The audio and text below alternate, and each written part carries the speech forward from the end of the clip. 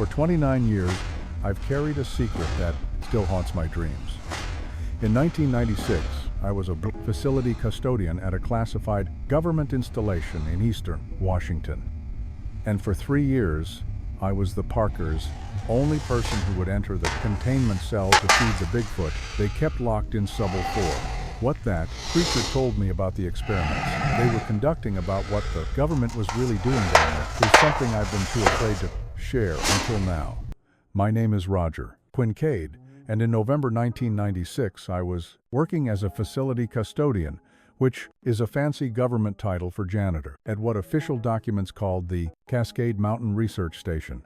But everyone who worked there knew what it really was: a classified biological research facility operated by a division of the Department of Defense that didn't officially exist. By then, I had already been at the installation for 26 years. I started in 1970, fresh out of the Army, just looking for stable work with good benefits. The job posting said, maintenance technician with security, clearance required. I didn't ask many questions. I needed the paycheck. The facility was built into the side of a mountain about 40 miles from the nearest town. From the outside, it looked like a small ranger station with a few maintenance buildings. But beneath the surface were 4 levels of laboratories, containment cells, and research spaces that went deep into the mountain. I'd seen a lot in 26 years. Strange animals in cages, experiments I didn't understand, scientists working on projects they never discussed around the maintenance staff. We custodians were invisible to them, necessary for keeping the place running, but not worth acknowledging as people. We cleaned, we repaired, we maintained, and we kept our mouth shut about what we saw. That was the deal. Good pay, excellent benefits, and absolute silence about everything that happened inside those mountain walls. By 1996, I was senior custodian on the night shift, 1000 p.m. to 6 a.m., 5 days a week. I drove a 1989 Ford Ranger pickup truck to work, listened to country music on my Walkman while I cleaned, and lived alone in a trailer about 10 miles from the facility. I'd been married once back in the 72nds, but she couldn't handle the secrecy, the weird hours, the fact that I couldn't tell her what I really did all day. We divorced in 1979, and I'd been alone ever since. The night of November 12th, 1996 started like any other.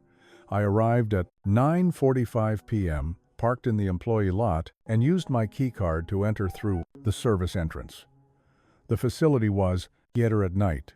Most researchers worked day shifts, leaving only security personnel and U.S. maintenance staff to keep things running. I checked in with Earl Jackson, the night security supervisor, a heavy-set man in his 60s who'd been there almost as long as I had. "Roger got a special assignment for you tonight," Earl said, not looking up from his security monitors. "What kind of assignment?" "Sub 4, Containment Cell 7. Subject needs feeding. Nobody else wants to go down there." I felt my stomach tighten. Sub-level 4 was the deepest level, where they kept the most dangerous or classified subjects. I'd only been down there a handful of times in 26 years and never to Containment Cell 7. "What's in Cell 7?" I asked. "You got clearance now.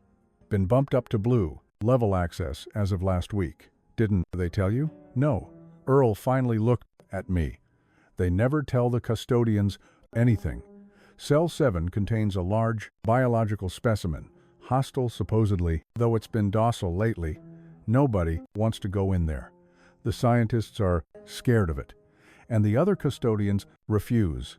Your senior staff, you got the access level, so it's your job now. What kind of specimen? You'll see when you get there. Food carts already loaded in the Sub 4 prep area. Just roll it to the cell, push it through the feeding slot, and get out. Don't engage with the subject." I took the elevator down, descending through sub-levels 1, 2, and 3 before reaching Sub 4. The air got colder as I went deeper, and the fluorescent lights seemed dimmer. Sub 4 was older than the upper levels, built in the 19 960 seconds during the Cold War. The walls were bare concrete, the floors scuffed linoleum, and the whole place smelled like disinfectant and something else, something organic and wrong. The food cart was waiting in the prep area just as Earl had said. On it were industrial-sized portions, 20 pounds of various fruits and vegetables, 10 pounds of cooked meat, and several loaves of bread. Whatever was in Cell 7 ate a lot. I wheeled the cart down the corridor to Cell 7. The door was massive, reinforced, steel 12 inches thick, with a small observation window and a feeding slot near the floor. Warning signs covered the door. Caution, aggressive subject, authorized personnel only, do not engage. I looked through the observation window. The cell was large, maybe 30 feet by 30 feet, with concrete walls and a single drain in the floor. In the far corner, partially hidden in shadows, I saw something move. It stood up and my breath caught. 7 and 1, divided by 2 feet tall, covered in dark brown hair with shoulders broader than any human should be. The face was partially visible in the dim light. Heavy brow ridge, flat nose, intelligent dark eyes that fixed on me through the window. A Bigfoot, a real living Bigfoot locked in a government containment cell. I'd heard rumors over the years, whispers among the older staff about the specimen in Substere, about Project Sasquatch, about experiments on unknown primates, but I'd never seen it myself. Never had clearance to access that level. Now I was standing face to face with a creature that wasn't supposed to exist. The creature watched me through the window, not moving aggressively, just standing there waiting. I opened the feeding slot and started pushing food trays through. The creature didn't approach while I was working, staying in its corner. I could hear it breathing heavy, labored breaths that echoed in the concrete cell. When I'd pushed the last tray through, I stood up and looked through the window again. The creature had moved closer, maybe 10 feet from the door. In the better light, I could see it more clearly. It was old. The hair around its face and shoulders was gray, and it moved with a slight limp.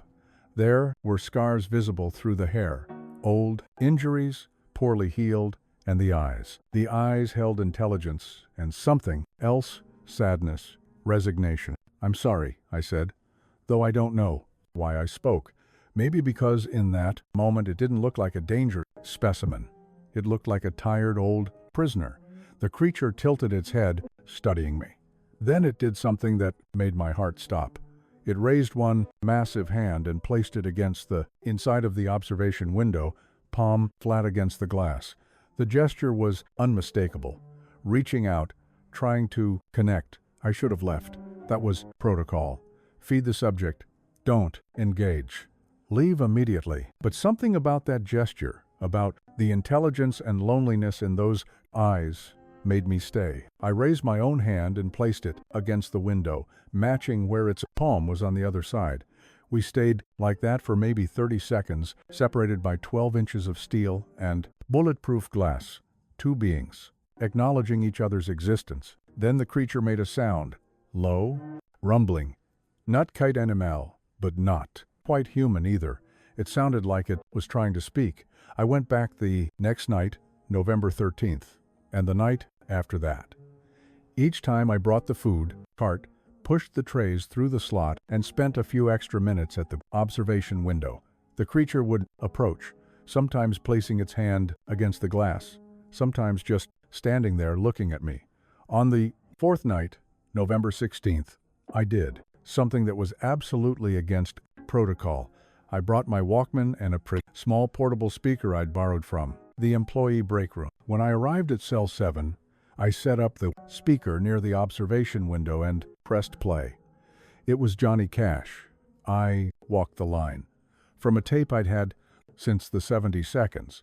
I didn't know if the creature would care about music, but I figured 30 years of isolation in a concrete cell deserved something more than just food. The reaction was immediate. The creature moved closer to the door, its eyes focused on the speaker. It sat down just on the other side of the window and listened.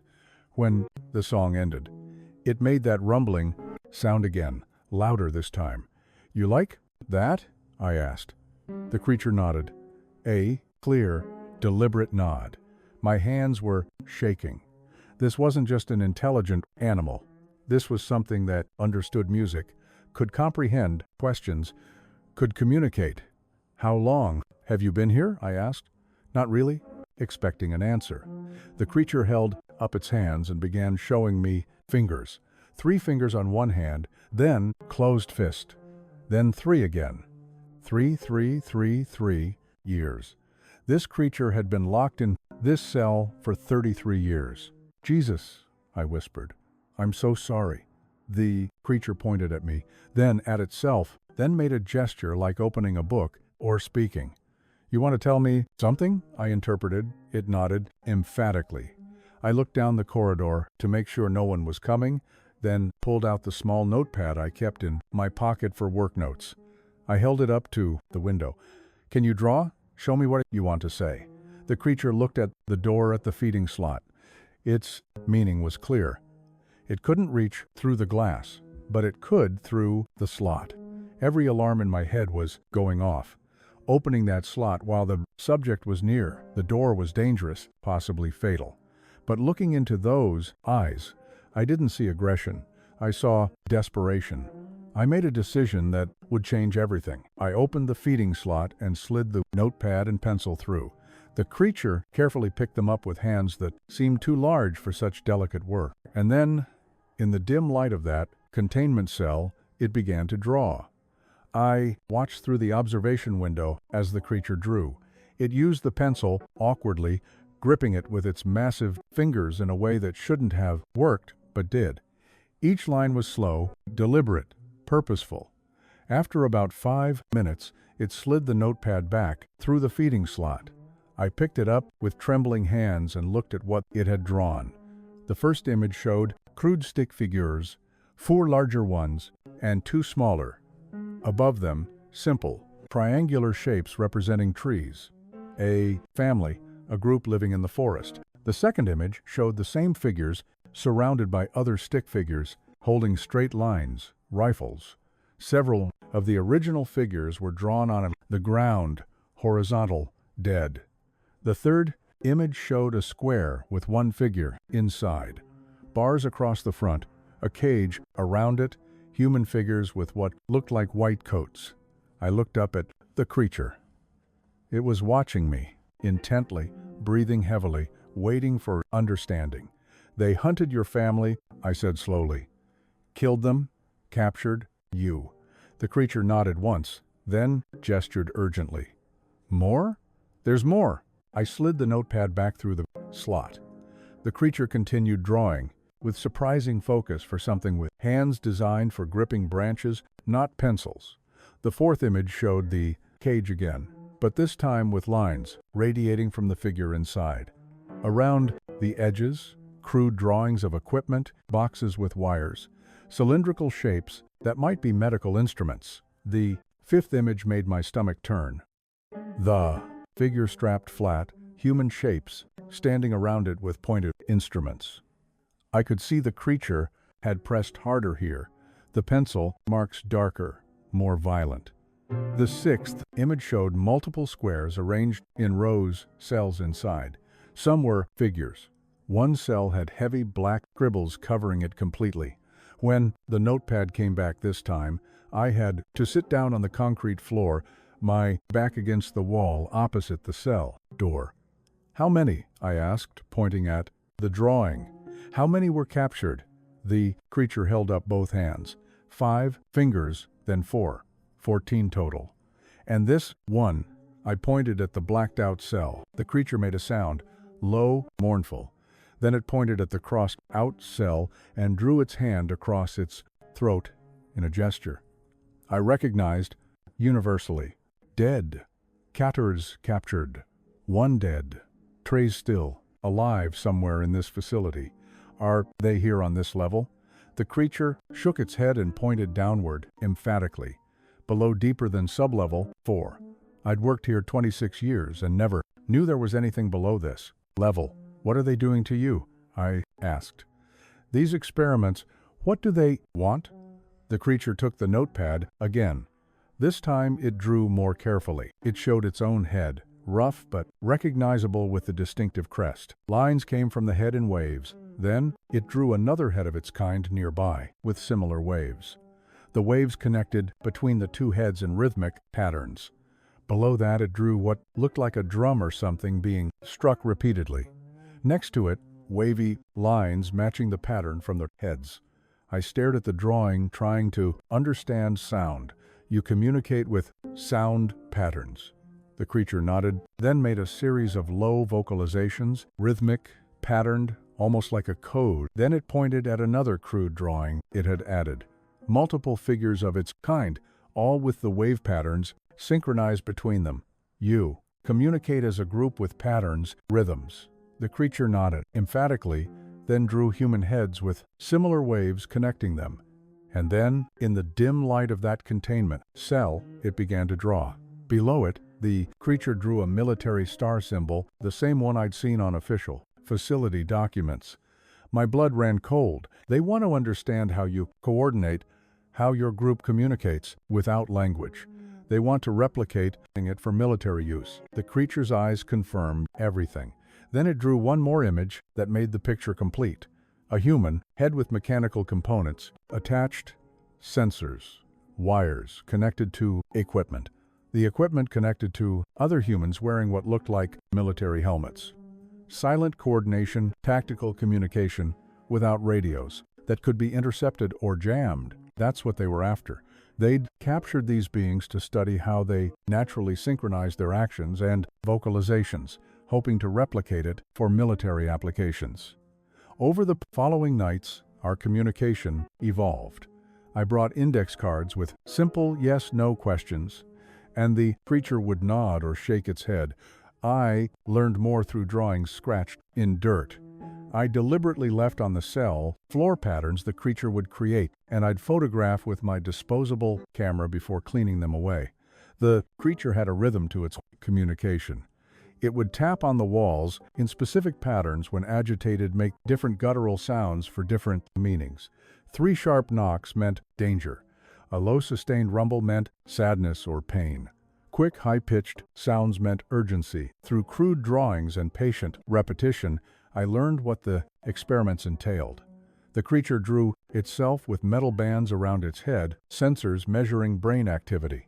It showed itself locked in a room with others of its kind separated by barriers. While scientists monitored how they synchronized their vocalizations and movements, it drew needles, extracting fluid from its spine. It showed metal instruments near its head, biopsies of brain tissue. I realized with horror.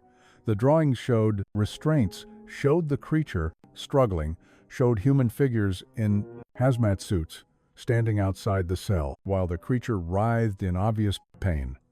On November 24th, I was cleaning the corridor outside Laboratory 7 on Subble 2 when I heard voices.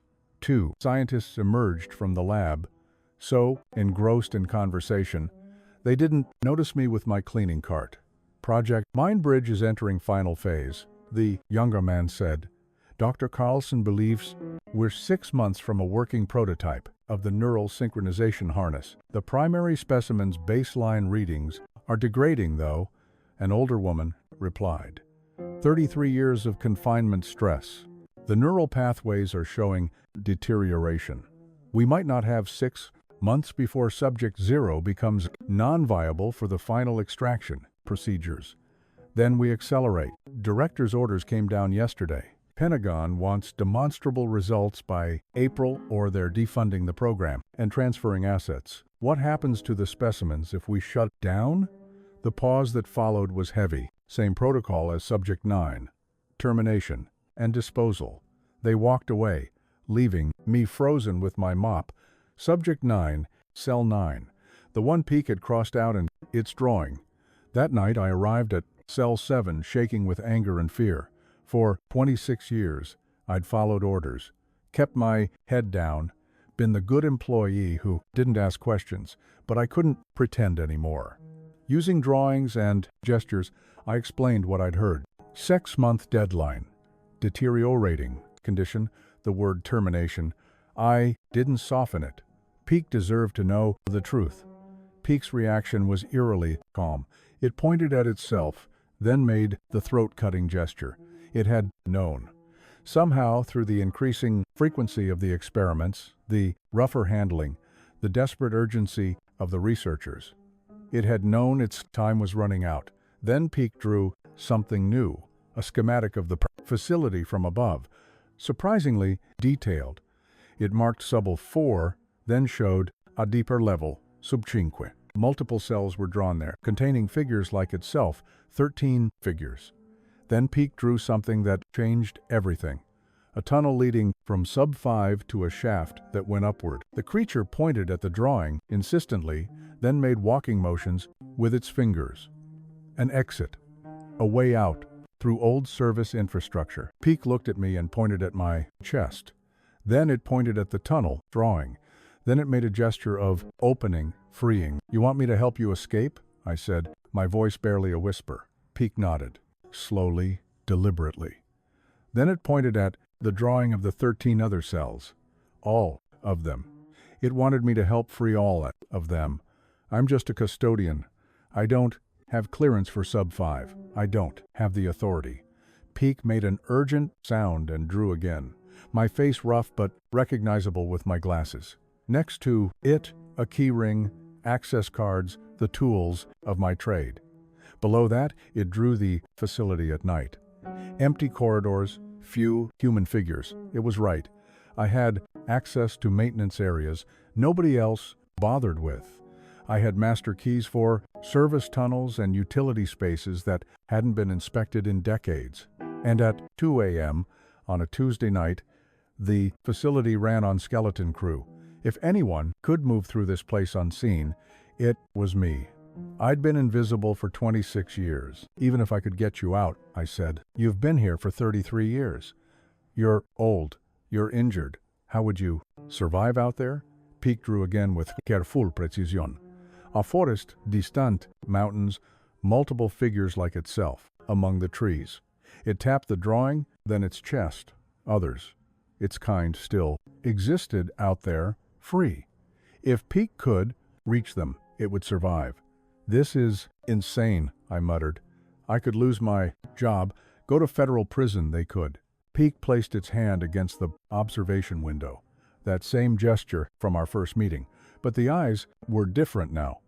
Desperate, pleading. I thought about 33 years in this concrete box. 3 years of being strapped, down, cut into, studied like a lab rat. I thought about 13 others suffering the same fate, one level below me. I thought about the scientists casually discussing termination and disposal of living, thinking beings. I placed my hand against the window matching Peak's massive palm on the other side. "I'll try," I said. "I don't know how yet, but I'll find a way." Peak closed its eyes, and I saw moisture streak through the coarse hair on its face. When it opened them again, I saw something I hadn't seen before. Hope. And that hope terrified me more than anything else in this godforsaken facility, because I had no idea if I could actually deliver on my promise. But I was going to try, because after 26 years of being invisible, of being ignored, of cleaning up after people who treated me like furniture, I'd finally found something that mattered. Someone who saw me and who I could see in return. For the next week, I did something I'd never done in 26 years. I started mapping the facility. Not the official layout, but the hidden infrastructure, the maintenance tunnels, the old ventilation shafts, the service corridors that predated the newer construction. I had access to the original blueprints filed away in the custodial office basement, documents from the 1,960 seconds when the facility was first built showing utility passages that had been sealed off or forgotten as the complex expanded. I photographed pages with my disposable camera during my breaks, developing the film at a 1-hour photo place in town where nobody asked questions. Sublevel 5 existed. The blueprints confirmed it, though it was marked as decommissioned storage on newer schematics. But the old drawings showed something else, biological. Containment cells, just like Sub-4, and a service tunnel running east from the cell block to an emergency ventilation shaft that led to the surface. The tunnel had been sealed in 1978. According to maintenance logs I found, structural instability was the official reason, but the seal was just a concrete wall, and I had the tools to break through concrete if I needed to. The real problem was access. Sub-5 required blue-level clearance minimum, and the elevators were monitored.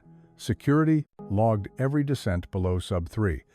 But the old blueprint showed something the security system didn't account for: a service ladder in the maintenance shaft that connected all 5 sublevels.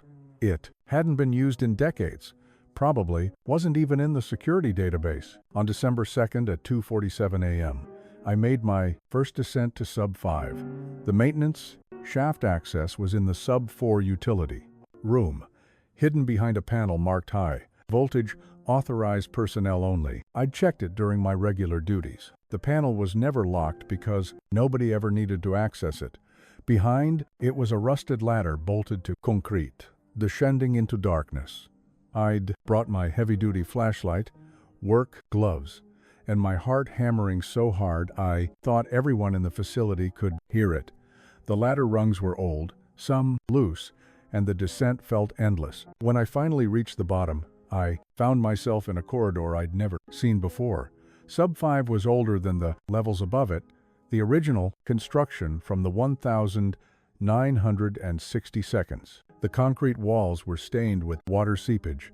The fluorescent lights flickered weakly, and the air smelled of mold and something else. Something organic and wrong. I walked carefully, my footsteps echoing. The corridor led to a heavy door marked containment block C. Through the small window, I could see a hallway lined with cells. My hand shook as I used my master key ring.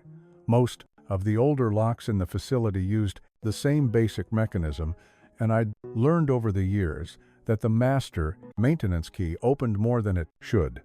The lock turned. Inside, the containment block was dimly lit by emergency lighting.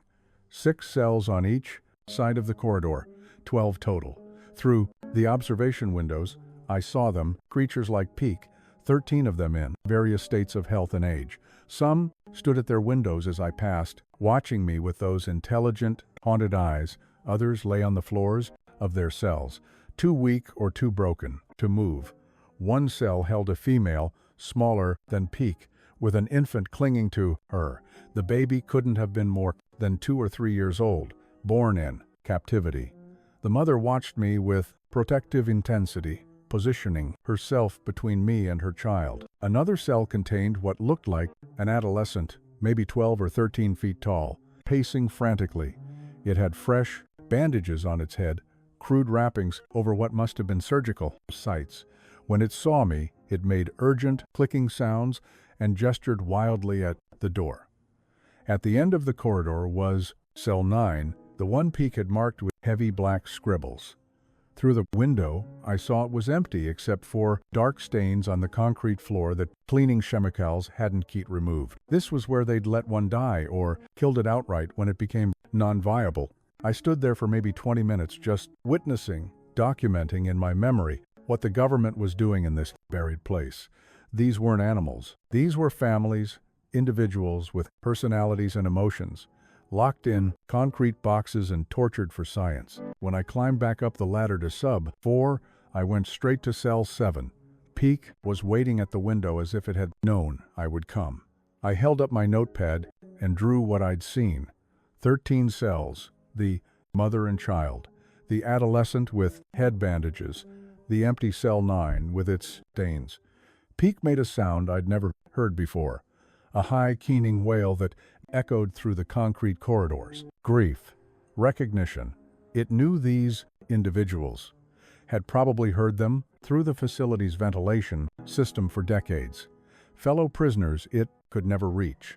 I drew the tunnel I found on the blueprints, the sealed wall, the ventilation shaft leading up. I made a gesture of breaking through, of opening. Peak watched intently, then drew a question. When? I held up my fingers. 2 weeks. I needed 2 weeks to gather materials, to plan the route, to time it perfectly with the facility schedule. The week of Christmas would be ideal. Half the staff would be on leave, security would be minimal, and nobody would question me working extra hours, catching up on maintenance. Peak nodded slowly, then drew something else. Human figures with weapons, guards. How would we get past security? I drew the night shift schedule I'd memorized. 2 guards on sub 4, 1 roving patrol for sub 5. At 3 a.m., during shift change, there would be a 15-minute window when the patrol rotation overlapped and the camera monitors went unattended while security swapped out. 15 minutes to move 13 creatures plus peek from sub 5 through sub 4 into the maintenance tunnels and down to the sealed passage. It was barely possible, but it might work. Peek drew one more question. A human figure, me, with an X over it. What happens to you? I understood what it was asking. If I did this, I was finished. Job gone. Probably arrested. Definitely never able to return to any kind of normal life. I'd be a fugitive who released classified government assets. I drew myself walking away free into the mountains. It was a lie. I'd probably spend the rest of my life running or in prison. But Peak didn't need to know that. Peak placed its hand against the window. I matched it with mine. Over the next 2 weeks, I prepared. I stole equipment from the facility stores. Industrial bolt cutters, a sledgehammer, heavy-duty flashlights. I cached them in the maintenance tunnels hidden in old electrical panels nobody had opened in years. I studied the guard rotations obsessively, timing everything down to the minute. I tested the ladder route multiple times, ensuring I could climb it quickly, even when exhausted. On December 19th, I made my final visit to Sub 5, photographing each cell with my disposable camera. Evidence. If something went wrong, if I didn't make it out, at least there would be proof of what happened here. The mother with her infant watched me photograph them. I saw her draw something in the condensation on her cell window. A crude tree. Forest, home. She understood what was coming. December 23rd arrived. The facility was running on skeleton crew. Half the researchers were gone for Christmas. Security was down to minimum staffing. At 2:45 a.m., I descended the ladder one final time, carrying the bolt cutters and my flashlights. This was it. Either I freed them tonight or I failed, and they'd all be terminated within 6 months. I opened the door to containment, Block C, and 13 pairs of eyes turned toward me in the darkness. Tonight, I said aloud, my voice echoing in the concrete corridor, we're getting you out tonight. And somewhere above me, Peak was waiting, ready to join its family in freedom or detrying. I had 15 minutes to save them all. He fed Bigfoot trapped in a government facility. What the creature told him about the experiments. Sasquatch Story Part 4. Chapter 4. The Escape. I moved quickly. Down the corridor, my master key working on each cell lock. The first door opened with a metallic clunk that seemed deafeningly loud in the silence. The creature inside, an older male with gray, streaked fur, stepped out cautiously, looking at me with confusion and hope. Come on, I whispered, gesturing for it to follow. We're leaving all of you. I opened the second cell, then the third. Each creature emerged slowly, most moving with difficulty from years of confinement. Some had visible injuries, scars from surgery, limps from old wounds that had healed badly. The adolescent with head bandages stumbled out, disoriented, but following the others. When I reached the cell with the mother and infant, she didn't move at first. She positioned herself protectively in front of her child, watching me wearily. I understood why should she trust any human after what had been done to them. I stepped back, giving her space, and gestured toward the open corridor where the others were gathering. She looked at them, then back at me. Finally, clutching her infant close, she stepped out. 13 creatures now stood in the Rodinand corridor. The first time they'd been outside their cells together in who knows how long. Some made soft vocalizations to each other. Low rumbles, clicking sounds, rhythmic patterns I recognized from Peak's communications. They were talking to each other, coordinating this way, I said, leading them toward the maintenance tunnel quietly. We have maybe 12 minutes before the guards realize something's wrong. We move through the facility like ghosts. The creatures followed me in near silence, their massive feet making surprisingly little sound on the concrete. Years of captivity had taught them to move quietly when they needed to. I led them to the sealed tunnel entrance, a concrete wall blocking what had once been a service passage. I'd brought a sledgehammer and started swinging, the impacts echoing through the abandoned corridor.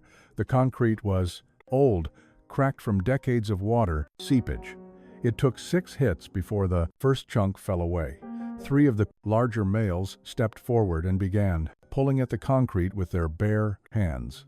Their strength was staggering. They ripped away chunks that would have taken me hours to remove with tools. Within 3 minutes, there was a gap large, enough to crawl through. "You first," I said to the mother with the infant. She ducked through the opening, her child clinging to her back. The others followed, one by one, squeezing through the narrow gap into the tunnel beyond. I checked my watch. 8 minutes left. I had to get Peak from sub 4 and get everyone through the ventilation shaft before security finished their shift change. I climbed the ladder back to sub 4.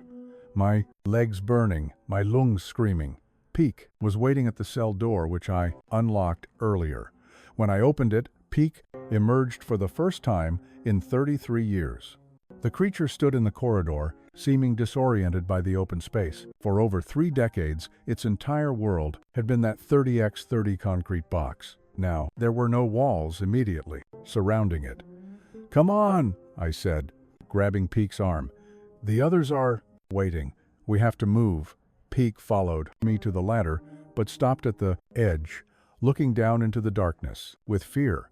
It had been old when captured, was elderly now. "Could it make the climb?" "You have to try," I said. "It's the only way out." Peak looked to me for a long moment, then began descending. The ladder groaned under its weight, and I heard a rung crack halfway down, but Peak held on, moving with careful determination. We made it to sub 5. Peak emerged into the corridor where the others waited, and the reaction was immediate. Several of the creatures made urgent vocalizations, recognition sounds, greeting sounds. Peak responded, its vocalizations taking on a different quality, more emotional, more intense. "Later," I said firmly. "Reunion later. Right now, we run." I led them through the gap in the wall and into the old service tunnel. It was narrow, forcing them to move single file hunched over. Water dripped from the ceiling, and rust stains covered the walls. This tunnel hadn't been used in nearly 20 years. We moved for what felt like forever, but was probably only 5 minutes. Then we reached the ventilation shaft, a vertical passage with rusted metal rung bolted to the side, leading upward into darkness. "This goes to the surface," I said, shining my flashlight up into the shaft about 80 feet. "Can you climb it?" The adolescent went first, scrambling up the rungs with the energy of youth. Then the others followed, some struggling, some moving with surprising agility. The mother had to climb with her infant, clinging to her back, but she managed, her powerful arms pulling them both upward. Peak went last, and I could see the exhaustion in every movement. Halfway up, it stopped, clinging to the rungs, breathing heavily. For a terrible moment, I thought it would fall. "You can do this," I called up. "You're almost free." Just a little further. Peak looked down at me, and even in the dim light, I saw gratitude in those eyes. Then it continued climbing. I followed them up, my aging body protesting every rung. When I finally emerged at the top, I found myself in the forest, a maintenance access point disguised as a natural boulder formation about a divided by 4 mile from the facility's main entrance. 14 creatures stood in the snow under the stars, breathing fresh air for the first time in decades. Some were touching the trees in wonder. The infant was staring up at the moon, making soft sounds of amazement. The mother had tears streaming down her face. Peak walked to me and placed both hands on my shoulders, gentle despite their strength. It made a sound I'd never heard before, deep and resonant, that the others repeated. "Thank you. Goodbye." "Go," I said, my own voice breaking. "The forest, the mountains. Find your people. Be free." They disappeared into the darkness, moving surprisingly fast despite their years of captivity.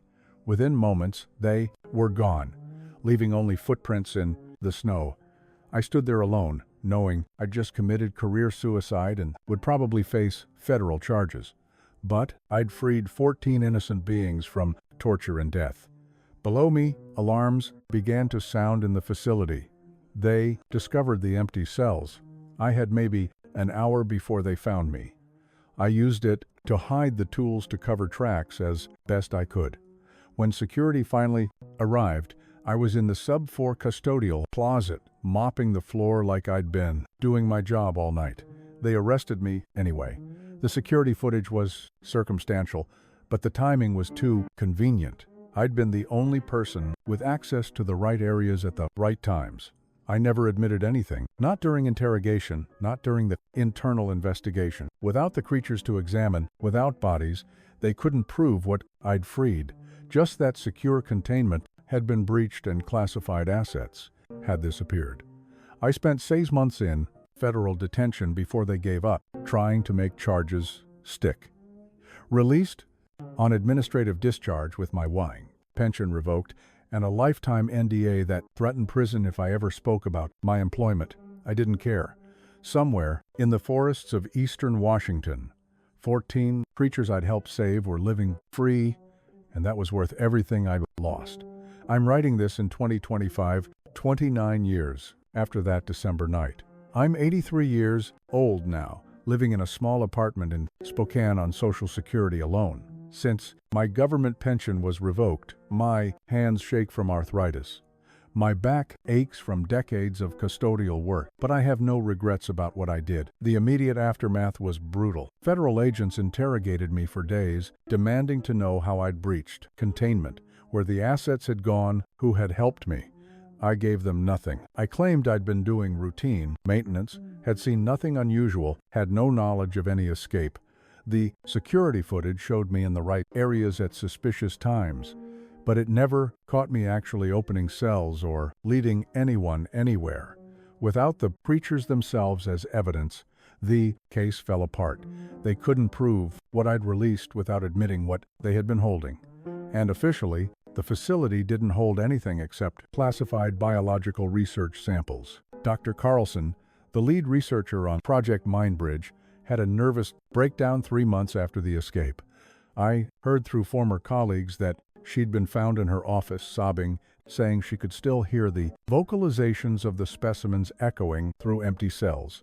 She resigned shortly after and disappeared from public life. The facility itself was decommissioned in 1998, less than 2 years after the escape. Official reason: budgetary constraints and mission realignment. The truth was that without their primary research subjects, Project Mindbridge couldn't continue. The Pentagon pulled funding and the facility was sealed and abandoned. I spent 6 months in federal detention while they tried to build a case against me. During that time, I was visited once by Colonel Hardwick from military intelligence. He sat across from me in the interrogation room and said something I've never forgotten. 26 years you worked there, Kincaid. Invisible, ignored. Nobody paid attention to the old janitor, and you used that invisibility to pull off the biggest breach of classified containment in U.S. military history. 14 subjects, 30 years of research, millions of dollars in investment gone in 15 minutes because of one custodian with a conscience. "I don't know what you're talking about," I replied, maintaining my innocence. He smiled grimly. "Off the record? Good for you. Those creatures were intelligent beings and what we were doing to them was wrong. I wrote that in my report, though it was classified immediately. But between you and me, I'm glad they got out." He stood to leave, then paused. "There have been reports, sightings in the forests of eastern Washington. Large bipedal creatures moving in groups, usually 13 or 14 individuals. Rangers find evidence, unusual footprints, carefully constructed shelters, coordinated vocalizations recorded at night, Every time we send teams to investigate, they find nothing. It's like the creatures know exactly when we're coming and how to avoid us. Sounds like they learned how to survive around humans, I said carefully. Sounds like they had a good teacher. He walked to the door, then looked back. They released you because they can't prove anything and don't want the publicity of a trial. You'll never work in government again. You'll lose your pension and you'll be monitored for the rest of your life. But you won the war that mattered, Quinkcade. Remember that. They released me in June 1997 with an administrative discharge and a lifetime NDA threatening federal prison. If I ever disclose details of my employment, I was 55 years old, broke, unemployable in any government-adjacent field, and I'd never been happier. I took jobs where I could find them, custodial work at a high school, night shifts at a grocery store, eventually retiring at 67 when my health started failing. I never married, never had children of my own, but I had my memories. Over the years, I collected newspaper clippings about Bigfoot, sightings in eastern Washington. There was a pattern if you knew what to look for. Consistent reports of a group of approximately 14 individuals seen occasionally by hikers or hunters, but always at a distance, always avoiding direct contact, never aggressive, just cautious, surviving. In 2003, a wildlife photographer captured an image that made national news. A distant shot of what appeared to be adult female Bigfoot with a juvenile, maybe 8 or 9 years old. The photo was debated and dismissed by mainstream science. But I knew the truth. The infant I'd helped escape in 1996 was growing up free. In 2015, I received an anonymous package at my apartment. Inside was a stone-smooth river rock with a crude drawing scratched onto its surface. A stick figure me and a larger figure peak with their hands touching below it. The symbol peak had always drawn for thank you, 2 hands pressed together. Someone had remembered. Someone had survived long enough to send me this message 19 years after the escape. I keep that stone on my windowsill where I can see it every morning. When I wake up, people sometimes ask me if I believe in Bigfoot. I always say no, that it's just folklore and misidentification. Better for the creatures if the world doesn't believe they exist. Better if they remain hidden, living in the deep forests, raising their children in freedom, far from government facilities and research projects. But I know the truth. I held conversations with one, freed 14 of them, and changed the course of their survival by giving them back what should never have been taken, their freedom. Project Mindbridge was supposed to weaponize their natural communication abilities for military use. Instead, all it proved was that intelligence and consciousness aren't unique to humans, and that some beings would rather die free than live as test subjects. I'm an old man now. I won't live much longer. The doctor says my heart is failing, gives me maybe a year at most, but I'm at peace. When I die, this account will be released through channels I've established. The world will finally know what the government did to those creatures and what one invisible custodian did to save them. Will anyone believe it? Probably not. There's no physical evidence anymore. The facility was demolished in 2002. The land returned to wilderness. Project Mindbridge records were classified and sealed. The creatures themselves remain hidden as they should, but I know the truth. And somewhere in the forests of eastern Washington Peak knows it too. An old being, probably near the end of its life like I am, who spent 33 years in hell and got 7 years of freedom before age finally claimed it. 7 years. Isn't much, but it was 7 years of forest and family, of starlight and snow, of living and dying free rather than in a concrete box waiting for termination and disposal. That was worth everything I gave up. They called me a janitor, a custodien, invisible maintenant stuff, who wasn't worth acknowledging. But I saw what they couldn't, that the creatures in those cells were people thinking and feeling who deserved dignity and freedom, and I used my invisibility to give them both. That's my legacy. Not 26 years of mopping floors and following orders, but one night of defiance that saved 14 lives and ended Project Mindbridge forever I was Roger Kincaid, facility custodian, and I freed Bigfoot.